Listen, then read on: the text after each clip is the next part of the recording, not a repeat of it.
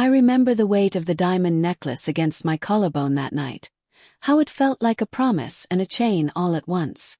The grand ballroom of the plaza shimmered with champagne glasses and laughter, every surface reflecting the kind of wealth that doesn't need to announce itself. My husband Richard stood beside me, his hand resting on the small of my back with that familiar possessiveness I'd learned to mistake for love. We were the golden couple, the ones everyone envied. Him with his hedge fund success, me with my charity work and perfect smile. The auctioneer's voice boomed across the room, announcing a rare Monet that had drawn collectors from 3 continents. I felt proud, accomplished even, knowing this event would fund children's hospitals across the state. But something in the air felt different that night, electric and wrong, like the moment before lightning strikes. I didn't know then that in 2 hours, everything I believed about my life would shatter like the crystal chandeliers above us. The bidding war for the Monet climbed past 2 million, and I watched the familiar faces compete with their paddles raised high. Richard squeezed my waist, whispering that we were raising record amounts, his breath warm against my ear. Then I saw him, a man I'd never seen before, standing at the back of the ballroom in a tailored black suit that somehow made him invisible and impossible to ignore at the same time. His eyes weren't on the painting. They were on me. A chill ran down my spine despite the warmth of hundreds of bodies pressed into the gilded space. He was handsome in a dangerous way, with dark hair silvered at the temples and a jawline that looked carved from stone. When our eyes met, he didn't smile or look away like a stranger caught staring should. Instead, he raised his paddle with a deliberate slowness that made my heart stutter. But he wasn't bidding on the Monet. The auctioneer had moved on to the next item, a weekend at a Hamptons estate. The stranger's voice cut through the room like a blade through silk when he called out his bid. $5 million. The ballroom went silent, every conversation stopping mid-sentence, every champagne flute frozen halfway to painted lips. The auctioneer stammered, clearly confused, because the estimated value of the weekend package was barely $50,000. Richard's hand tightened on my waist until it almost hurt, and I felt his entire body go rigid beside me. "Do I hear $5 million for lot 47? The auctioneer repeated, his voice cracking slightly. The stranger nodded once, his eyes never leaving mine, and I felt exposed in a way that had nothing to do with the low-cut gown I wore. People began whispering, their voices creating a buzz like angry wasps trapped in crystal. I tried to smile, to look unbothered, but my hands were shaking so badly I had to clasp them together. Something was terribly wrong, and somehow I was at the center of it. Going once, going twice. The auctioneer's gavel seemed to fall in slow motion, and with it, any sense of normalcy I'd clung to. The stranger began walking toward us, moving through the crowd like Moses parting the Red Sea. His expression unreadable. Richard pulled me closer, and for the first time in our 8-year marriage, I felt him tremble. "Do you know him?" I whispered, but Richard's face had gone pale, a sheen of sweat appearing on his forehead despite the air conditioning. The stranger stopped 3 feet away from us, close enough that I could smell his cologne, something dark and expensive, cedar and smoke. "Mrs. Catherine Brennan," he said, my name in his mouth sounding like both a greeting and an accusation. His voice was deep, controlled, with the faintest trace of an accent I couldn't place. "I believe you, and I need to have a conversation." The words hung in the perfumed air between us like a threat I didn't yet understand. Richard stepped in front of me, his lawyer instincts kicking in even as his voice betrayed him with a slight waver. "I don't know who you are, but this is neither the time nor the place." The stranger held up one hand, silencing my husband with nothing but a gesture, and I watched something I'd never seen before flicker across Richard's face. Fear. $5 million says it is exactly the time and place, the stranger replied, his lips curving into something that wasn't quite a smile. He turned his attention back to me, and I felt pinned by his gaze like a butterfly on a collector's board. "Unless Mrs. Brennan would prefer I share what I know with everyone here." The implied threat made my blood run cold. Around us, people were definitely staring now, their curiosity as palpable as the tension radiating from my husband's body. I wanted to run, to disappear into the crowd, but my feet felt rooted to the marble floor beneath my designer heels. "Catherine, don't," Richard said, and there was something desperate in his voice I'd never heard before. But the stranger extended his hand toward me, palm up, an invitation or a challenge I couldn't refuse. "10 minutes of your time, Mrs. Brennan. That's all I'm asking for $5 million that will save countless children." He said it loud enough that people nearby heard, trapping me with my own charity's mission. How could I refuse without looking suspicious, without making a scene at the event I'd spent 6 months planning? I looked at Richard, searching his face for answers, for reassurance, for any sign that I should trust him over this stranger. But all I saw was guilt, raw, undeniable guilt that made my stomach turn. My hand moved almost of its own accord, reaching for the stranger's outstretched palm.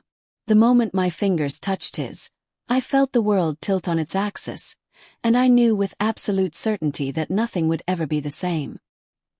He led me through the crowd toward a private terrace, and I could feel hundreds of eyes burning into my back with every step.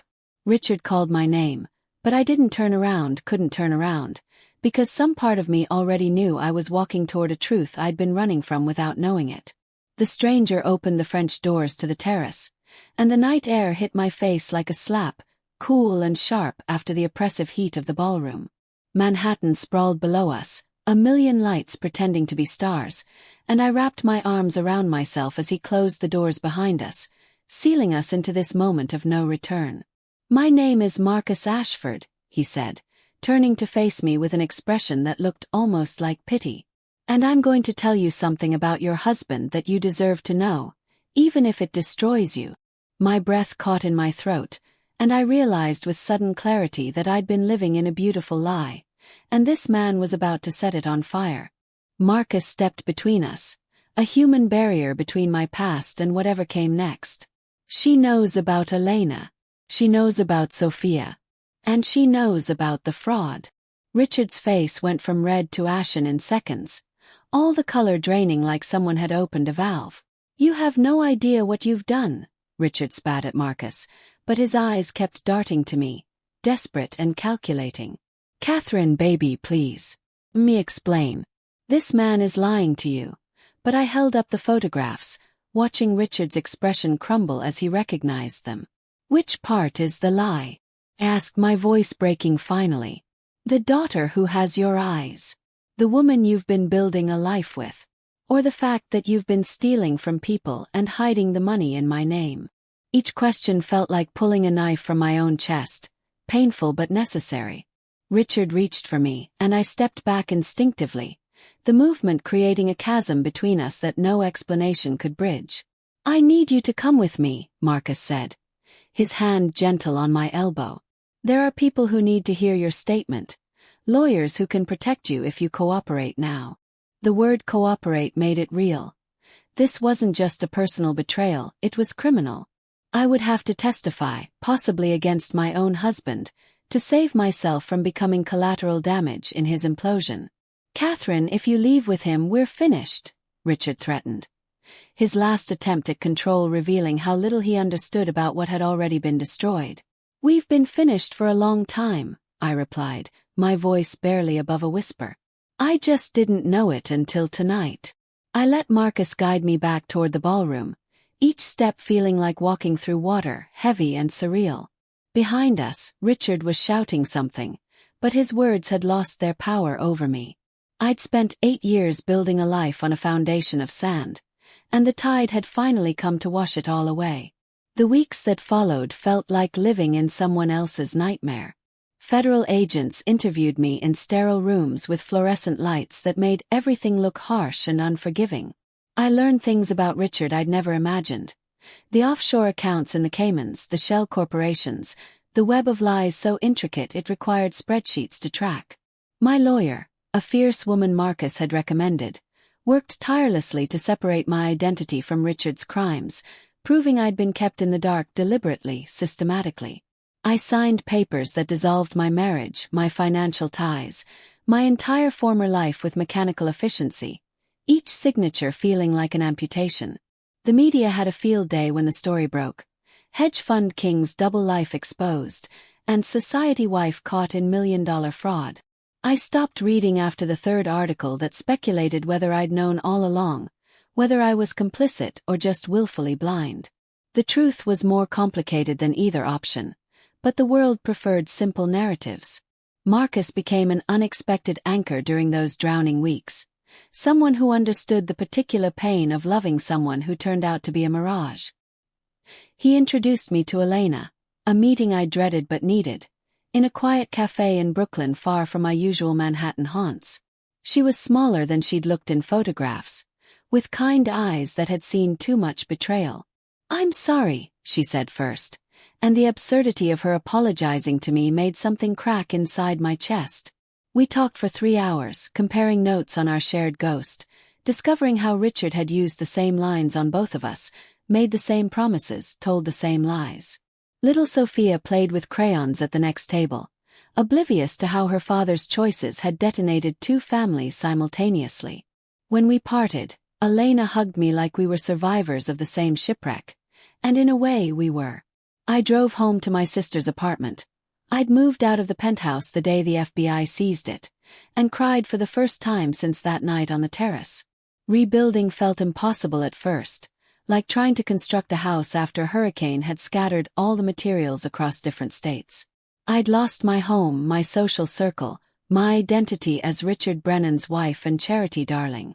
But in the empty spaces, I discovered pieces of myself I'd forgotten or never known existed. I took a job at a non-profit, real work, not just board positions and galas, helping women escape financial abuse. My story, once the media moved on, became weirdly useful. I understood how abusers isolated their victims, how they controlled through complexity and charisma. The women I counseled saw their own experiences reflected in mine, and somehow that shared recognition became healing for all of us. I cut my hair short, sold the designer clothes, moved into a small apartment in Queens with windows that actually opened to let in air and sound and life. Slowly, painfully, I started to remember who Catherine had been before she became Mrs. Brennan. Marcus and I developed a friendship that felt both fragile and essential, 2 people bonded by shared trauma and unwilling understanding. He'd check in weekly at first, making sure I was eating and sleeping and not drowning in legal proceedings. We'd meet for coffee and talk about everything except Richard. Books, politics, the way the city changed in different seasons. He told me about his work as an investigative journalist, how he'd used those skills to uncover Richard's deception when Elena had first confided her suspicions. "I almost didn't come to the auction," he admitted one rainy Tuesday afternoon. "I thought maybe knowing would hurt you worse than not knowing." I considered this, watching rain streak down the cafe window like tears the sky was crying for both of us. "The truth always comes out eventually," I said finally. "You just gave me a chance to control how it destroyed me." He smiled sadly, understanding what I meant. Some explosions you can see coming, and that warning makes all the difference. Richard pleaded guilty to securities fraud in a deal that would send him to prison for 12 years. I didn't attend the sentencing, but I read the victim impact statements from the hundreds of people whose retirement savings he'd stolen. Their pain was a stark reminder that my personal heartbreak was only one small piece of the devastation Richard had caused. Elena wrote a statement too, eloquent and angry, about the emotional fraud of being someone's secret family. When I thought about Richard now, which I tried not to do, I felt mostly pity mixed with bewildered rage. Who was he really? The charming man I'd married, the criminal who'd stolen millions, the bigamist maintaining 2 families, or some amalgamation of all 3? I'd probably never know, and I was slowly accepting that maybe I didn't need to. Understanding him wouldn't undo what he'd done. It would only give me another puzzle to obsess over instead of moving forward. I wanted to tell him I didn't want to know, that ignorance had kept me safe and happy for nearly a decade. But the words wouldn't come because underneath the fear and the shock, there was something else. A tiny voice that had been whispering doubts for months, maybe years. The late-night phone calls Richard claimed were clients in different time zones. The business trips that seemed to multiply even as his stress increased. The way he'd become a stranger in our own bed, present but absent, touching me like I was made of glass or obligation. "Your husband," Marcus said, his voice gentler than his eyes, "isn't who you think he is." The simplicity of the statement made it worse somehow, because I could feel the weight of everything unsaid pressing against my chest like a physical force. Behind us, through the glass doors, I could see Richard pushing through the crowd, his face a mask of panic and fury. Time was running out, and I had to choose whether to listen to this stranger or return to the comfortable prison of my marriage. But deep down, I already knew the choice had been made the moment I took his hand. Marcus pulled a manila envelope from inside his jacket, the simple gesture feeling ceremonial, final. "Before you look at this, I need you to understand something," he said, his eyes searching mine for strength he wasn't sure I possessed. "I didn't come here to hurt you. I came because you're in danger, and you don't even know it." The envelope felt heavy in my hands, heavier than paper and photographs should feel, weighted with the gravitational pull of truth. My fingers trembled as I broke the seal, and I could hear my own heartbeat pounding in my ears, drowning out the muffled sounds of the party behind the glass. Inside were photographs, dozens of them, showing Richard in places I'd never been, with people I'd never met. But it was the woman in most of the pictures who made my breath stop. Dark-haired, beautiful, holding the hand of a little girl who had Richard's eyes. The world tilted, and I gripped the terrace railing to keep from falling as my vision blurred with tears I refused to let fall. "Not yet. Her name is Elena," Marcus said quietly, standing close enough to catch me if I collapsed but far enough to give me space to break. "They've been together for 6 years. The girl is 4. The math hit me like a fist to the stomach. Richard had started this other life 4 years into our marriage. During the year I'd miscarried twice and he'd claimed work stress was making him distant. I flipped through the photographs with shaking hands. Richard at a park pushing the little girl on a swing, Richard kissing Elena on a doorstep, Richard at a birthday party wearing a smile I hadn't seen on his face in years. Each image was a knife, cutting away the story I'd told myself about our life together. "Why?" I whispered, the question escaping before I could stop it, though I wasn't even sure what I was asking. Why did he do it? Why was Marcus telling me? Why did the universe insist on shattering what I'd built so carefully? Marcus moved closer, and I could smell the night air on his skin mixed with that cedar cologne. "Because 6 months ago, Elena contacted me," he explained, his voice low and urgent. "She's my sister." The revelation made me look up sharply, searching his face for resemblance to the woman in the photographs. "She thought she was the only one, Catherine. She thought she was Richard's wife." The words hit me like cold water, and suddenly I understood. We were both victims of the same lie. 2 women loving a man who'd carved his life into separate, sealed compartments. When she discovered the truth about you, about his real life, she wanted to expose him. But I convinced her to wait, to let me do this the right way. I looked back at the ballroom through the French doors, where Richard was now arguing with security, his perfect facade cracking in real time. My husband, no, the stranger wearing my husband's face, was being restrained, and I felt nothing but a vast, echoing emptiness where love used to live. "There's more," Marcus said, and I almost laughed at the impossibility of more, of anything worse than what I already knew. He pulled out another set of documents, financial records that made even less sense than the photographs. "Richard's hedge fund. It's been operating a Ponzi scheme for the last 3 years. The numbers swam before my eyes, millions of dollars moving in patterns that even my non-financial brain could recognize as wrong. He's been using new investors' money to pay returns to old ones, and it's all about to collapse. The SEC has been investigating for 6 months. I thought about our penthouse, the vacation home in Aspen, the lifestyle I'd never questioned because I'd believed Richard's success was real. He's been moving money offshore, Catherine, into accounts in your name." The implication made bile rise in my throat. "When this breaks, and it will break in the next few weeks, you'll be implicated unless you act first." The terrace seemed to shrink around me, the night air suddenly suffocating despite the cool breeze coming off the Hudson. "Why are you really here?" I asked, looking at Marcus with new suspicion. wondering what his angle was, what he wanted from me. "Because my sister loved him," he said simply, and I heard the past tense like a death knell. "She trusted him with everything, her heart, her daughter, her savings. He destroyed her, and now she's barely holding on. I'm here because someone needs to stop him before he ruins more lives." He paused, his jaw tightening. "And because despite everything, you seem like a good person who doesn't deserve to go to prison for a crime you didn't commit." I wanted to argue, to defend Richard, to insist there must be some mistake. But the evidence was literally in my hands, and deeper than that, my intuition was screaming what my heart had refused to acknowledge. Every word Marcus spoke was true. Richard finally broke through security and burst onto the terrace. His face red with fury and something that looked like terror.